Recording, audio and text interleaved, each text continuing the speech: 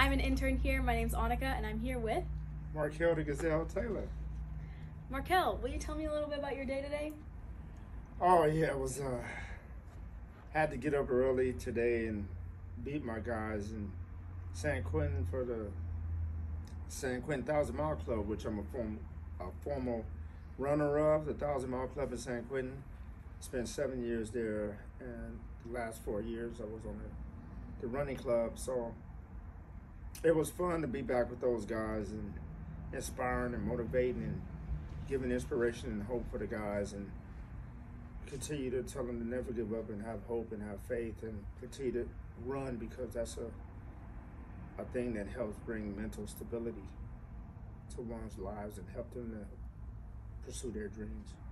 Can you tell me a little bit more about how running has preserved that positivity in yourself?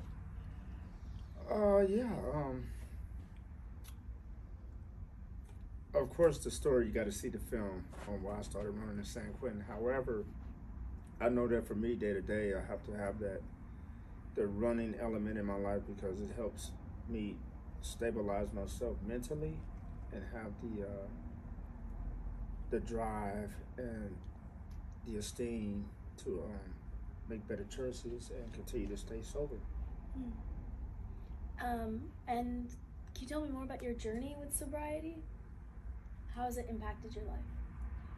Man, to not hide behind the effects of alcoholism and what that can do when I'm already having problems, I just deal with day-to-day life on its own terms and face life as it is, without having anything else to just distort it or make things worse. So I think that like being clean and sober helps with just sitting in my emotions and in my feelings and dealing with stuff face to face and just making the right choices and coming out on top at the end, because no matter what it is, that too shall pass, and you can always eventually get over those situations.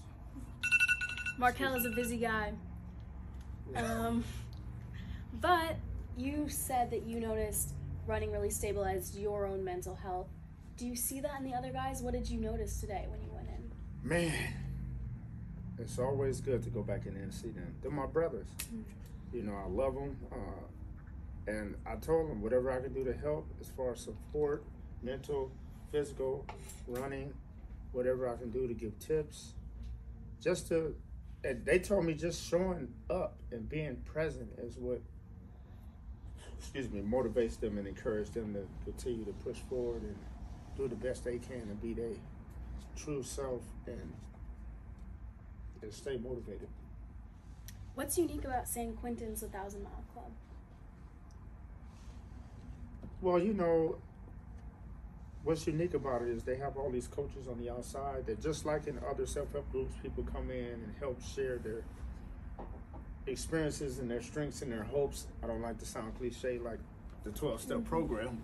However, it's the same model with every other self-help group, and the running element brings a lot of hope and friendship and community and family to those guys inside. So it's just something to look forward to day to day. And when I was in there, when those guys go in there, it was like they were my visits. So people, not everybody get visits. Not everybody has somebody there that they can talk to or have family. So that's the outside coaches is family to the guys inside. Was there a specific anecdote from today that you were telling Diane about that you can share? Just run. And running can help with the mental stability and heart healthy and strength, physically and mentally. And it can help open up your mind and heart to every other possible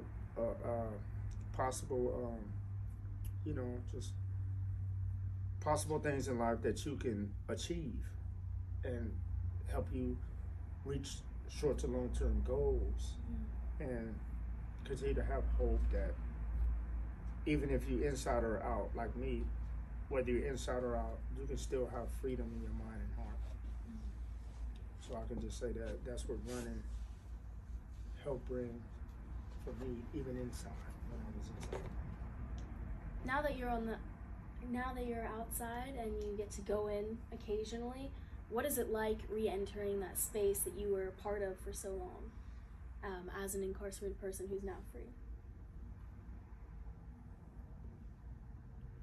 It feels a lot different, of course, because I know I ain't got to go and have to lock it up and be in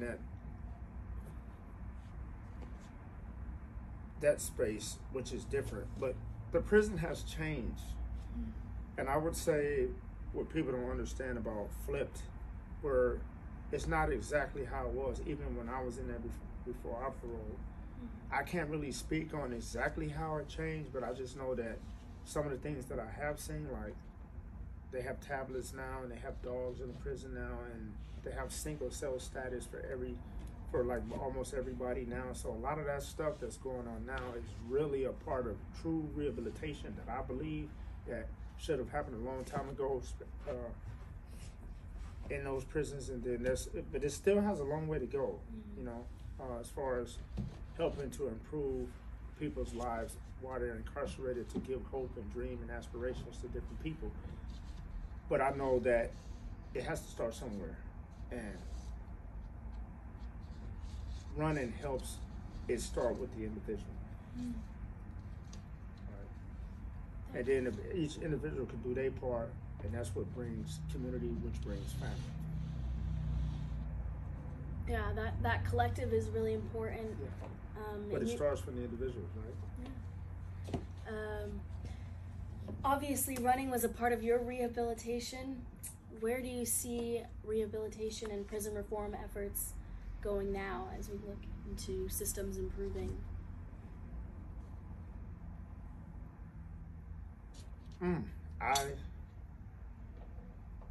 don't know. That's I just know from a perspective of San Quentin, which is supposed to be the model prison, it's of course it's different there, but I don't know what the other 33 prisons are like, you know, or 32 prisons. However, with that being said, if every prison can be modeled after San Quentin, I'm sure it probably would be a lot more people getting out. Tell me about the running today. Well, you know that they got this guy who broke my marathon record. I'm not going to speak into that, but he did break it, and I'm proud of him, and I do like the fact that he has something to go after, and he got after it, and he got it. I still have several other records that hasn't been broken. And this was the first race of the year, which is the 3-mile race. And my record when I was 43, I ran a 16-minute and 47 seconds inside the prison on a 3-mile race, right? And he went after it. Jose, the fastest runner who broke our marathon record, he actually ran, I think it was a 17:33 or something like that. So he didn't break it. But I thought that he would, though. I was wondering about that. I was like, okay, well, if he break it, he break it. And I told him, like, at the end when he didn't break it, that since he's going to be there next year, he has another shot at it. Until he go home, he can continue to like work at getting all the records like I went after all the records. Yeah. And for you, is running different than it was previously? Yes, I think from the film of the 1,000-Mile Club and how it was from the beginning, and even since when I've joined, it has become so popular now, and it's getting so much respect than it did before. Right, so, and they also came, like Hoka finally gave the jerseys. They're really nice jerseys. Yeah. So thing that they pushed for the jerseys, so now they got jerseys and shoes now. So, and we also was able to do a trial. We're gonna actually get some chips on the bibs, where we actually started running for the first time with bibs. So it's getting more and more popular. Get more and more like, I would say, organized into a really serious rehabilitative running effort, you know, and running community. So like, it's getting real now. It's like that's going to be a big thing. Like some of these other self-help groups, the running has become like a lot more popular than it did before. I also wanted to ask, before that, you met Jose today? You spoke with him, or did you race him? No, I didn't race. As a volunteer coach going in, I do a lap counting, so it was like 14 other coaches. It was a big group today. I don't know if it was 14. It was at least 10 of us, and so we grabbed like these clipboards, and we have these people that we count. We still have to count, and we probably going to still have to count. However, this is the first time we had bibs and jerseys for the guys. So it's going to always be jerseys. It's going to always be bibs with their numbers on it. And so now we're waiting for it to get like a chip where they can have a laser thing so they can keep track of the guys' laps and also keep track of their time. So it's getting like pretty fancy. And how many guys are in the club on the team? I think it's as much as 70 people. Oh, wow. Compared to when we only had a small number. We always had a big number of people that would join, but not everybody's consistent with running because of, people like they have jobs and they have schooling and all of that. However, but when people that are racing, it was a large number today, at least probably like a little over 50 people. Anybody can join if they want. It's not required to only be limited to like 50 people, like in a classroom or in a chapel setting or something like that. It can be 100 people in their yard.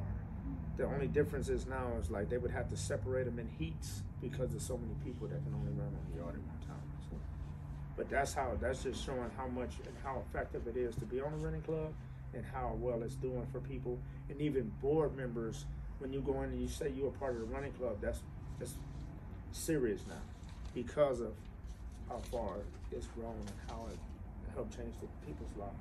And how does it make you feel to be a part of that original group and people working towards that seriousness? Oh, I love it. I love it. I mean, I feel like just like like Grip or Vogue or any other self-help group in there, once you have been through the group and you become a facilitator, as you will, like I'm kind of like a facilitator for my group, right? So I'm a facilitator, helping other people and watching them go through the same thing I went through, and gaining the same type of feelings and opportunities and stuff in their lives like I've done. So it's like I can see people growing. So that's a beautiful experience. Well, this is what I'm trying to do, and I'm hoping to do it, and I'm not sure exactly where that's at, and that's kind of like up in the air, so I'm not sure if I should put it out yet. It's something I'm trying to do. But it's like the 1,000 Mile Club. See, I'm a board member of Tamalpa Runners, which is a connection with the 1,000 Mile Club of the guys inside prison. So once they parole, they automatically have a membership of the Tamalpa Runners, like I am. But I'm also a board member. And we got this trust fund, or we raised this money for the 1,000 Mile Club. And I'm trying to help the people of Tamalpa board how to use the funds to help formerly incarcerated men, as well as what they're doing now as far as helping incarcerated men with shoes and equipment and stuff like that. I'm trying to open their minds and hearts up to like use some of the funds also for people if they need like a starter kit when they get out, or bus fare transportation. Those who want to continue with their running aspirations and goals, to continue to run, to use that for therapy for themselves. Also, if they can help get them into college or whatever. So whatever we can get to use those funds for to help support the guys when they get out from incarceration. So that's what I'm working on with the Tamalpa board. I think the Super Bowl. I'm pissed off about that. I don't know. I don't know. It's just hard to say about that. I'm not sure if it's a combination of bad coaching on our part, and then it's kind of like, I don't know if it's, because, it was in Vegas. And I just don't know how much of the game is rigged or how much Vegas got involved with who's supposed to win. It's just, so much into that. It's just I don't want to. It's just conspiracy theory stuff. So. When you're incarcerated, do you follow mainstream things like that, or is there an outlet to that? Man, sports, guys gambling, everything. Oh wow. Do football pools, do fantasy football, all that. Oh. Yeah, it's just like another world on its own. But they do some of the same things. Cool. Did you keep up with sports when you were incarcerated? Yeah, that's one of the things to help us get through and help us with the season to pass the time. Because we look forward to these things, you know, every season. Yeah, baseball, everyone football, does. basketball. So it's really cool. The same fans cheering outside or cheering inside. Well, what about you? What kind of sport you like? I just went to the Warriors-Lakers game last night. Oh, okay. I really like basketball. Who won? The Warriors, yes. Oh, okay, good. But I have my Lakers jersey on. Oh, you a Laker fan? Yeah. Oh, come on. I have some family in LA. Oh. And I hope to settle down there, hopefully. I was supposed to be running the LA Marathon this year. Oh, wow. And? You will be? And I did some stuff with Skid Row over there with the Skid Row Running Club. Yeah, yeah. Judge Mitchell. Mm-hmm. He's a Superior Court judge down there. He's running for DA in Los Angeles. Yeah, I did some things with him down there, and I could see to keep in touch with him. Yeah, I'll show you that later off the record. But yeah, so the reason why I'm not running it, and I wanted to run it, is because I'm sponsored by Goo, and they want me to run the Oakland half, and they're on the same day, and there's no way I can do both. No, that's too much. Yeah. So. Can you tell me about the sponsorships? How does that work?